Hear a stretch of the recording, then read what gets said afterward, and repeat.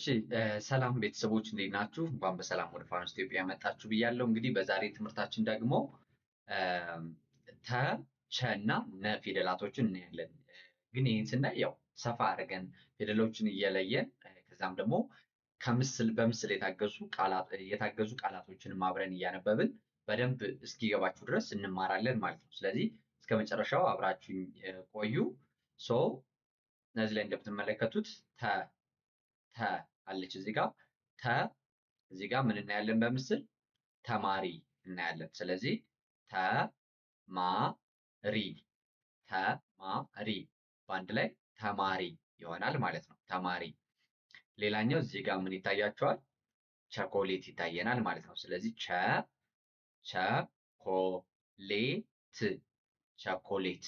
ቸኮሌት ለማለት ይሆናል ማለት ነው። ሌላኛው ነ አለች እዚህ ጋር። ስለዚህ እዚህ ላይ በምስል ምን ይታያቸዋል?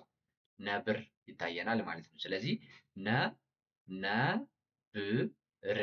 ነብር ለማለት እንጠቀማለን ማለት ነው። ኦኬ እንግዲህ ይህን ካያችሁ ደግሞ እዚች ጋር ምን እናያለን ማለት ነው? የልምምድ ንባብ ይኖረናል ማለት ነው። ያው እዚህ ጋር ለምሳሌ መነጣጠል እዚህ ላይ የምታዩት መነጠል ነው። መነጠል ሲባል ለምሳሌ እዚህ ላይ ምን አለ? በተነ ይላል። በተነ የሚለውን ቃል በእያንዳንዱ ስናወጣው በተነ አንድ ላይ ሲሆኑ ነው በተነ የምንለው ማለት ነው። ሌላኛው እዚህ ላይ ሰለቸ ይላል። ሰለቸ ለማለት ሰለቸ እንላለን ማለት ነው። ስለዚህ የተገጣጠመው ሰለቸ ነው። ሲገነጣጠል ደግሞ ወይ ደግሞ ሲነጣጠል ሰለቸ ይሆናል ማለት ነው። እዚች ጋር ደግሞ የተነጣጠለ አለ እዚህ ላይ ተነጣጥሎ የተሰጠን ሲቀራረብ በአንድ ላይ ሲነበብ ደግሞ የሚሰጠን ድምፅ አለ ማለት ነው። ትርጉም አለ። ስለዚህ ገነባ በአንድ ላይ ሲሆን ገነባ ይሆናል። ተቸረ በአንድ ላይ ሲሆን ተቸረ ይለናል ማለት ነው። ስለዚህ እነዚህ በደንብ አዟዙራችሁ እንድታዩ የሚያግዛችሁ እንደ ጀማሪ ቶሎ በፍጥነት እንድትረዱት እንድታነቡ የሚያግዛችሁ ነው ማለት ነው። ኦኬ ወደዚህ ስናለፍ ደግሞ ኘ እናያለን። እዚህ ላይ ምን እያደረገ ነው ልጁ? እያኘከ ነው አይደለ? ስለዚህ አኘከ ስንል ምንጠቀማት ናት ከመሃል ያለችዋ ፊደል ማለት ነው። አኘከ እንላለን። እዚህ ጋር ደግሞ አ አለች። አንበሳ እዚህ ላይ በምስሉ እንደምታዩት አንበሳ ነው አይደል? ስለዚህ አንበሳ እንላለን ማለት ነው። አንበሳ እዚህ ላይም የልምምድ እንትን አለ ንባብ አለ። እዚህ ላይ ለምሳሌ የመጀመሪያው መነጠል ነው የሚሆነው። እዚህ ላይ አኘከ የሚለውን ቃል ስንነጣጥለው አኘከ እናገኛለን። ሰዓሊ የሚለውን ስንነጣጥለው ደግሞ ሰዓሊ ይሆናል ማለት ነው። ስለዚህ ሰዓሊ ሲገነጣጠል ሰአ እና ሊ ናቸው። አኘከ ኘ አ እና ከ ናቸው ማለት ነው። ሌላኛው ማጣመር እዚህ ላይ ተነጣጥለው የተሰጡን አሉ። እዚህ ላይ ተበታትነው ማለት ነው። እዚህ ላይ እንደምታዩት ስናገናኛቸው ትርጉም ይሰጡናል። ጎበኘ አለ እዚህ ጋር ሲገጣጠም ጎበኘ የሚሆን ይሆናል። ከዛ ተመኘ ይሆናል። እዚህ ላይ ተመኘ ሲገጣጠም ተመኘ ይሆናል ማለት ነው። ተመኘ በእያንዳንዱ ፊደል ብቻ ናቸው ሲገጣጠሙ ተመኘ የሚል ትርጉም ይኖረናል ማለት ነው። ኦኬ አሁን ደግሞ ወደ እነማን እንሄዳለን? ወደ እነዚህ ወደ ሁለተኛ ፊደሎች። አሁን ስለ ቸ እና ስለ ተ እና ቸ ነው አይደል? ተ ቸ ነ ነው አይደል እያየን ያለ ነው። ሁለተኛ ፊደሎቻቸው ለምሳሌ እዚህ ላይ እንደምታዩት ይህ ምንድን ነው? ቱታ ነዋ። ቱታ ለማለት እንጠቀማለን። ቱታ ይሆናል። እቺ ቹ ናት። ስለዚህ አንዳንድ ፊደሎች ያው ከመሃልም መጨረሻም ሆነው ትርጉም ያለው ቃል ይመሰርታሉ። ግን እዚህ ላይ ቹ እንለዋለን። በምስል የማይገለጥ አንዳንዴ ለሌሎች የቃል ክፍሎች የሚያገለግሉ ሆኖ ለስም የማይሆኑ ሊኖሩ ይችላሉ ማለት ነው። ኦኬ እዚህ ላይ ደግሞ የምታዩት ኑግ ነው። ስለዚህ ኑግ ለማለት እንጠቀመዋለን። አሁንም የንባብ ልምምድ እናድርግ። እዚህ ጋር ገመቹ ይሆናል። ያው የኦሮምኛ ስም ነው። ገመቹ ሲበታተን ገመቹ ይሆናል። ገመቹ ሲበታተን ማለት ነው። ደኑን ይላል። እዚች ጋር ደኑን ይላል። ሲገጣጠም ደኑን ጫካውን ዛፎቹን እንደማለት ነው። ደኑን ይሆናል። ኦኬ እዚህ ጋር ደግሞ መነጠልና ማጣመር ነው። እዚህ ጋር ተመሳሳይ ነው። ለምሳሌ እዚህ ላይ ቡ ቱ ቱ ይላል። ቡ ቱ ቱ ቡቱቱ የሚለው ሲበተን ቡ ቱ ቱ ቱ ሁለት ጊዜ ቡን አንድ ጊዜ በመጻፍ ቡቱቱ የሚለውን ቃል እንጽፋለን። ሌላኛው ቡ ላ ላ ቡላላ ቡላላ እንላለን። ቡላላ እንላለን። ስለዚህ አንዳንድ ፊደሎች ተደጋግመው ተጽፈው ትርጉም ያለው ቃል ይሰጡናል ማለት ነው። ስለዚህ እሱን እንድታስተውሉ ማለት ነው። ሌላኛው ወደ ኙ ስንመጣ እዚህ ጋር ኙ ፊደል እዚህ ላይ ምን እናያለን? የተኛ ሰው እናያለን። ስለዚህ ተኙ ለማለት ይሆናል። ተኙ ለማለት ይሆናል። ኦኬ ኡ ደግሞ እዚህ ላይ የጮኸ ይታየናል። ኡኡታ ኡኡታ ኡኡታ ይሆናል ማለት ነው። እስኪ እንለማመድ ማንበብ ማለት ነው። ለምሳሌ እዚህ ላይ ኡኡታ ይላል። ኡኡታ ሲገነጣጠል ወይ ደግሞ ስንነጣጥላቸው ኡ ሁለት ያሉ እዚህ ላይ ኡኡታ ኡኡታ ይሆናል። ተመኙ የሚለው ደግሞ ተመኙ ተመኙ የሚለው ተመኙ ተመኙ የሚለው ሲነጣጠል ተመኙ አንድ ላይ ሲሆኑ ተመኙ ይሆናል ማለት ነው። እዚህ ጋር ደግሞ ኡ አለች። እዚህ ጋር ኡ መ ር በአንድ ላይ ኡመር ኡመር ይሆንልናል ማለት ነው። አ ገ ኙ አገኙ አለ ሲገጣጠም አገኙ የሚል ይሆናል ማለት ነው። ኦኬ አሁን ወደ ሶስተኛ ፊደሎች ማለት እንችላለን። ሶስተኛ ፊደላችን እዚህ ላይ በምስሉ እንደምትመለከቱት ይሄ ምንድነው? ቲማቲም አይደል? ስለዚህ ቲ ፊደል እዚህ ላይ ያለችልን። ስለዚህ ቲ ማ ቲ ምን ቲማቲም እንላለን። እዚህ ላይ ደግሞ ምን አለ? ቺ አይ ዶንት ኖ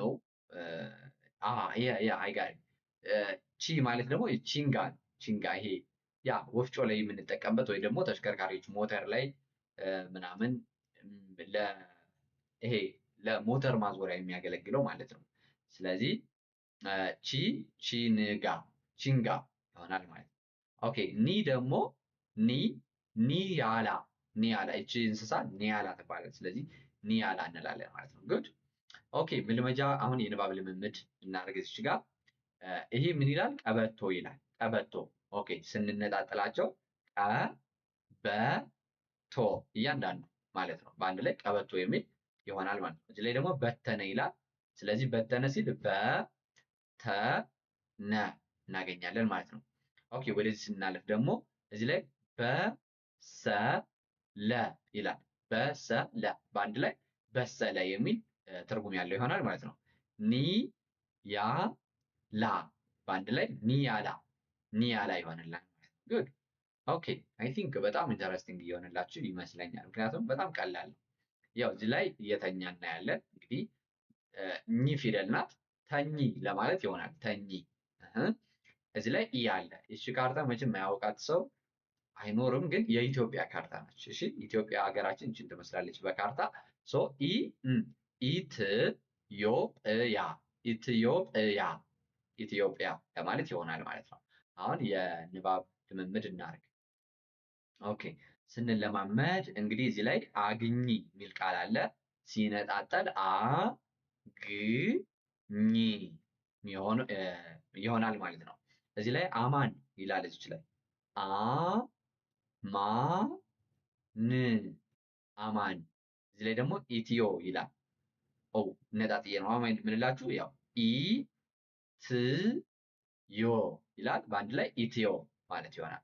አ ጥ ኝ በአንድ ላይ አጥኚ አጥኚ ይሆናል ማለት ነው። እሺ እንቀጥል። ኦኬ እዚህ ላይ ታ ይላል። ኦኬ እዚህ ላይ እንግዲህ ታላቅ የሚለውን ለማሳየው አይ ቲንክ እየተጋገዙ ያሳያል ይመስለኛል። ኤኒዌይ ታላቅ ለማለት እንጠቀመዋለን። ለምሳሌ ታላቅ ታላቅ ይሆናል። ቻ ደግሞ እዚህ ላይ ጉትቻ ጉትቻ ይሆናል። ጉትቻ ማለት የሴቶች የጆሮ ጌጥ ጉትቻ ይባላል ማለት ነው። ጉትቻ ያው እዚህ ላይ እንደምትመለከቱት ምናልባት በምስል በደንብ ካለያችሁት ማለት ነው። እዚህ ጋር ደግሞ ና ይላል።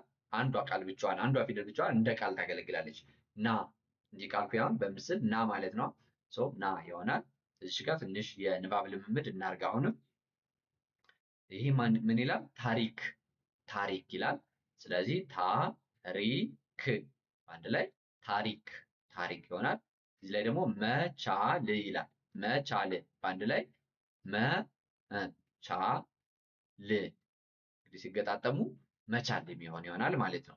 እዚህ ጋር እና ኑ ይላል። እናኑ እናኑ የሚል አንድ ትርጉም ያለው ቃል ይሆናል። እናኑ ማለት አይ ቲንክ እናት እንደማለት ነው። እናኑ ኦኬ። ገ አለች እዚች ጋር፣ በ አለች፣ ታ አለች እዚህ ጋር። ኦኬ ሲገጣጠም ገበታ ገበታ ይሆንልናል ማለት ነው። ጉድ አሪፍ እየሆነልን ነው። አሁን ወደ አራተኛ ደርሰናል ማለት ነው። አራተኛ ኦኬ ደርሰናል ማለት ሳይሆን ያው አራተኛ ነው እያየን የነበረው።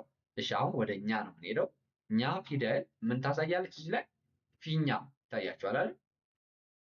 ፊኛ አለ። ስለዚህ ፊኛ ፊኛ እንላለን። ይሄ ደግሞ ምንድነው? አ አሳ ማለት ነው። ስለዚህ አሳ አሳ ይሆናል ማለት ነው። ኦኬ አሁን የመልመጃ ንባብ እናደርጋለን። እዚህ ላይ መናኛ መናኛ ይላል። መናኛ መናኛ ይሆናል። አመሰ ይላል እዚች ጋር። አመሰ አመሰ እንላለን ማለት ነው። እሺ እቺ አናት መናት፣ እቺ ደግሞ ሰናት አመሰ ይሆናል። እዚህ ጋር ደግሞ አ አለች፣ በ አለች፣ ሳ አለች። እዚህ ላይ ሲናገጣጠማቸው አበሳ ይሆናል ማለት ነው። እዚች ጋር ደግሞ በረኛ አለች፣ በአንድ ላይ በረኛ በረኛ ይሆናል ማለት ነው። ኦኬ ወደ አምስተኛ ፊደሎች እንሄዳለን። አምስተኛ ፊደሎችን ለማጥናት ምስሎችን እንይ። መጀመሪያ ይች ምንድናት? ቴምር አይደለ? ቴ ስለዚህ በቴ ጀምር ነው። ቴ ቴ ም ር በአንድ ላይ ቴምር ቴምር እንላለን። እሺ እዚህ ላይ ደግሞ ምን አለ? ምን እያደረገ ነው? እየጋለበ ነው። እንግዲህ ስንጋልብ ምን እንላለን? ቼ እንላለን። ቸፈረሴ እንላለን። ስለዚህ ቼ ማለት በራሱ እንደ አንድ ቃል ነው ማለት ነው። ቼ እዚህ ጋር ደግሞ ኔ አለች። ኔ ፊደል እኔ ስንል እንደዚህ ማለት ነው። ራሳችን እኔ ትላላችኋ። ስለዚህ እኔ ለማለት እንጠቀማታለን ማለት ነው። በጣም ጥሩ። አሁን የመልመጃ የንባብ መልመጃ እናያለን ማለት ነው።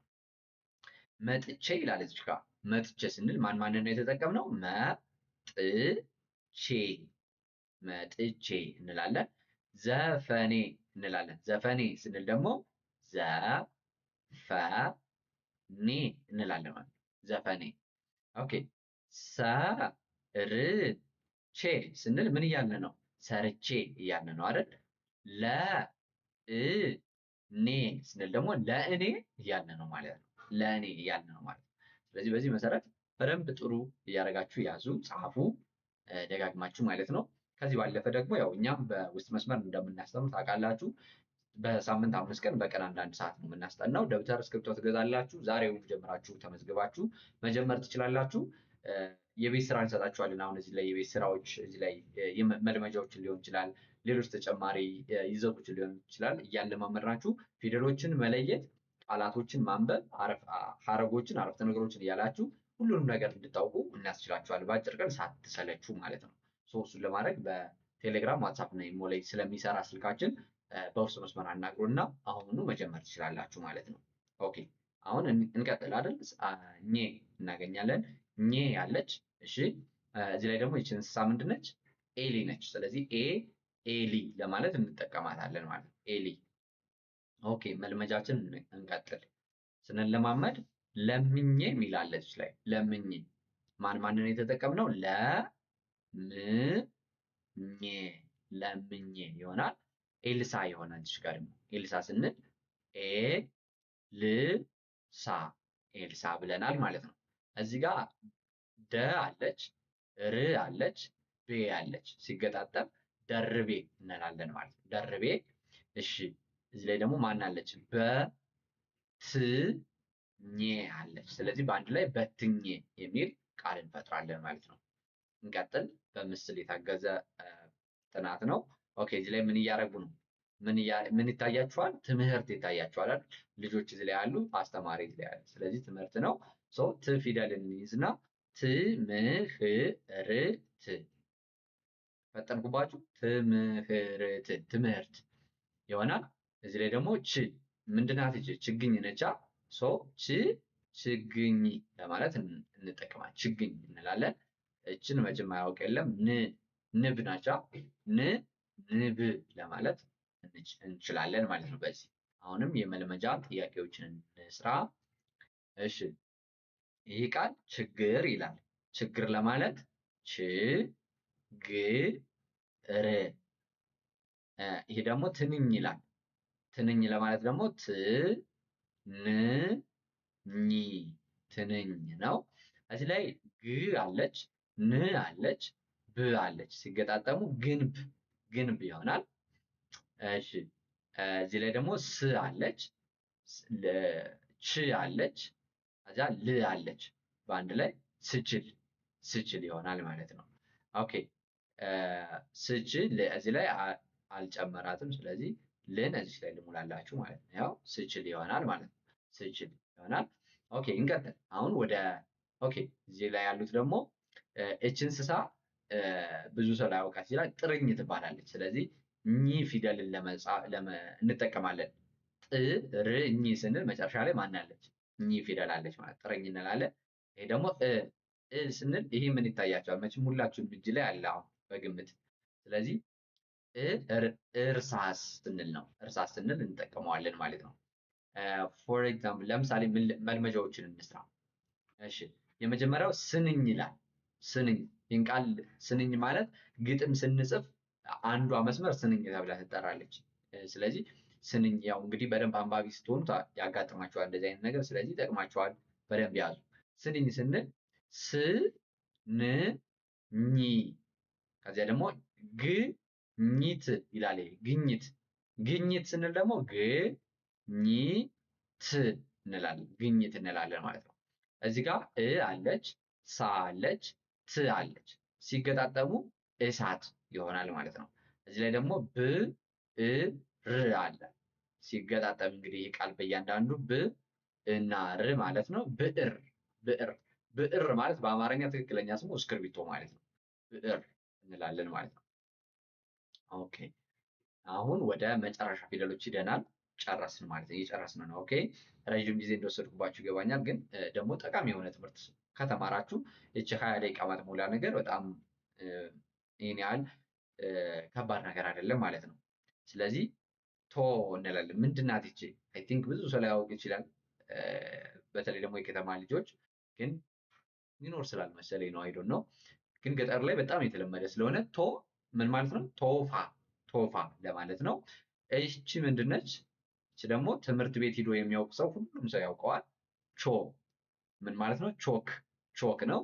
ይሄ ደግሞ ምንድነው? ነጭ ድንጋይ ነው። ለምን ያገለግላል? ለኖራ ኖራ ለመስራት ያገለግላል። ኖራ ነው ማለት ነው። ኦኬ አሁን ይሄ መልመጃዎችን እንሰራለን። ለምሳሌ በቶሎ ይላል ይሄ ቃል። በቶሎ ለማለት በቶሎ በቶሎ አድን ማለት ነው። ይሄ ደግሞ ቶሎሳ ይላል። ቶሎሳ ስንል ቶሎሳ ቶሎሳ። ኦኬ ይህ ደግሞ መ አለች፣ ጥ አለች፣ ኖ አለች። ሲገጣጠሙ መጥኖ መጥኖ ይሆናል። በ አለች እዚህ ጋር፣ ል አለች፣ ቶ አለች። በአንድ ላይ በልቶ በልቶ ይሆናል ማለት ነው። ኦኬ ወደዚህ ስንመጣ ወርታች ኞን እናገኛለን እዚህ ጋር። ኦኬ ኞን እናገኛለን። ኞ ምን ማለት ነው? ባኞ ባኞ ማለት ይሆናል። ኦ ኦ ኦ ኦዳ ኦዳ። ይህን ቃል ያው ኦሮሞ ልጆች ብዙዎቻችሁ ሳይሆን ሁላችሁም ታውቁታላችሁ። ግን ከኦሮሚያ ክልል ውጭ ያላችሁ ሰዎች ደግሞ እቺ ኦዳ የሚባል የዛፍ አይነት ኦሮሚያ ክልል ላይ እንደ ለብዙ ዓላማ የሚጠቀሙት ነው። ሶ ኮሜንት ላይ ተነጋገሩበት። ኦኬ ስለዚህ ኦዳ ይባላል ዛፍ ማለት ነው። ኦኬ ሲቀጥል አሁን መልመጃዎች እናያለን። ወደ ፍጻሜ እየደረስን ነው። ኦኬ እዚህ ላይ ኦጋዴ ኦጋዴ ይላል እዚህ ጋር። ስለዚህ ኦ አለች፣ ጋ አለች፣ ዴ አለች። ኦጋዴ። እሺ ምኞት ይላል እዚህ ላይ። ምኞት ሲል ምኞት ምኞት አለን ማለት ነው። እዚህ ላይ ደግሞ ኦ አለች፣ ብ አለች፣ ሴ አለች። ኦብሴ ይሆናል በአንድ ላይ ኦብሴ።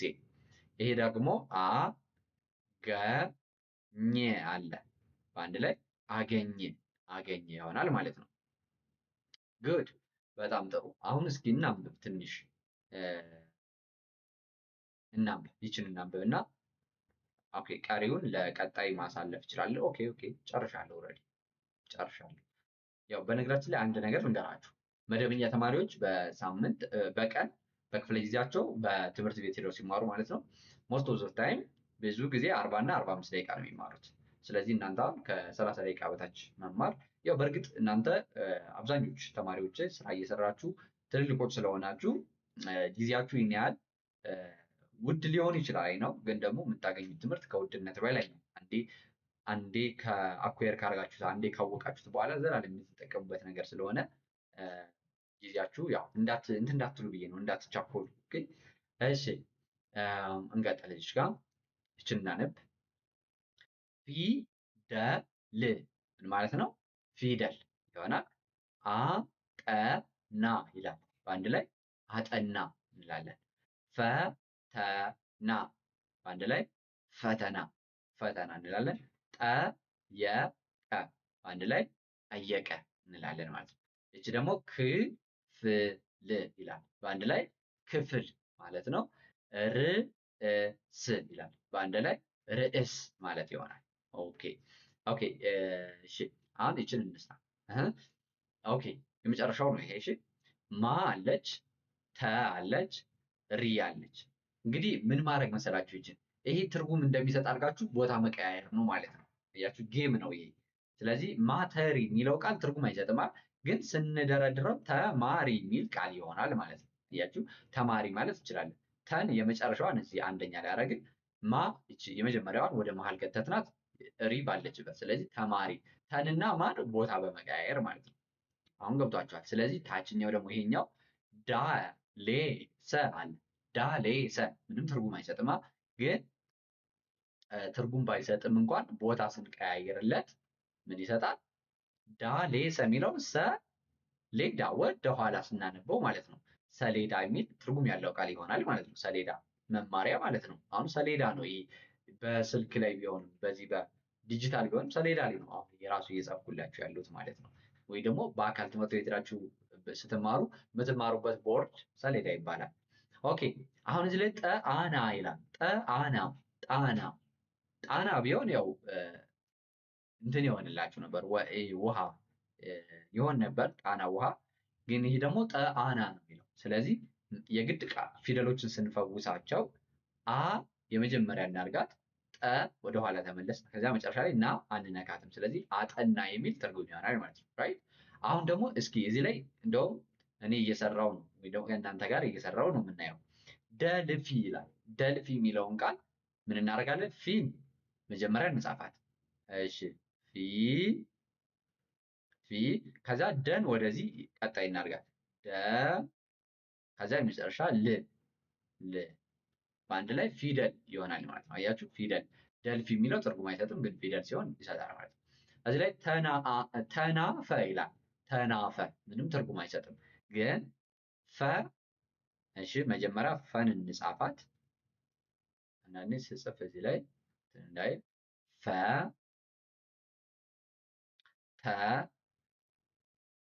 ና ፈተና ስናደርገው ፈን የመጀመሪያ እናደርጋለን፣ ተን የሁለተኛ እናደርጋለን፣ ናን መጨረሻ ላይ ፈተና የሚል ይሆናል። እዚህ ላይ ስንመጣ ደግሞ ፍክል ይላል። ፍክል ምንም ትርጉም የለውም፣ ግን እስኪ ክን መጀመሪያ እንጻፋት። ክ ከዛ ፍን ቀጣይ። እሺ ክፍል ስንል ፍ ከዛ የመጨረሻ ል ክፍል አለን ማለት ነው። ክፍል ይሆናል ማለት ነው። ይሄኛው ደግሞ የጠቀ ይላል። የጠቀ ምን ማለት ነው? እስኪ ጠን መጀመሪያ እንጻፋት። ጠ ከዛ የን እንቀጥል። የመጨረሻ ላይ ቀ ጠየቀ ይሆናል። ጠየቀ። ይሄ ደግሞ ስርዕ ይላል። ስርዕ ምን ማለት ነው? እስኪ እን እናስቀድም። ር ስ ርዕስ ርዕስ ሊያደርጉት ግን ርዕስ እንላለን በቃል ስንለው ማለት ስንጽፈው ግን ርዕስ ነው የሚሆነው።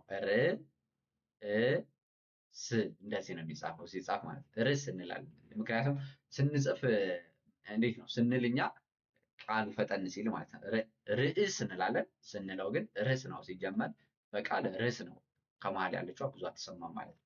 ስለዚህ እንደዚህ አድርጋችሁ ማጥናት ትችላላችሁ። በቀጣይ ክፍል ምዕራፍ 4 ነው የምንማረው። ምዕራፍ 4 ደግሞ ገራሚ የሆነ አቀራረብ አለው። እንደውም በሰንጠረዥ ምናምን እያለን ብቻ በጣም ትወዱታላችሁ። ጊዜ ይፈልጋል እንደማንኛውም ቋንቋ ማለት ነው። ምክንያቱም ቋንቋ ዝም ብላችሁ በአንድ ቪዲዮ ሁሉ ነገር ጨርሳችሁ የምትወጡበት ነገር አይደለም። ቀስ እያላችሁ እንደ ደረጃችሁ የሚፈልገው ጊዜ መጠን አለ። እሱን እያለፋችሁ ትሄዳላችሁ ማለት ነው በትዕግስት። ስለዚህ የዛሬ ክፍላችን ይሄ ነው። በጣም እንደተጠቀማችሁበት ተስፋ አድርጋለሁ። እስከዚህ ሰዓት አብራችሁ ስለቆያችሁ ከልብ ነው የማመሰግናችሁ። በውስጥ መስመር መማር የምትፈልጉ ልጆች ቴሌግራም ላይ፣ ዋትሳፕ ላይ እና ኢሞ ላይ ጠይቁን። አሁኑኑ ክላሳችሁን መጀመር ትችላላችሁ ማለት ነው። የዛሬ ክላሳችን ይህ ነው። ሰላማችሁ በያላችሁበት ይብዛልኝ። ሰላም፣ ፍቅር፣ ጤና ለሀገራችን። ይህ የእናንተው ምርጥ ፋኖስ ኢትዮጵያ ነው።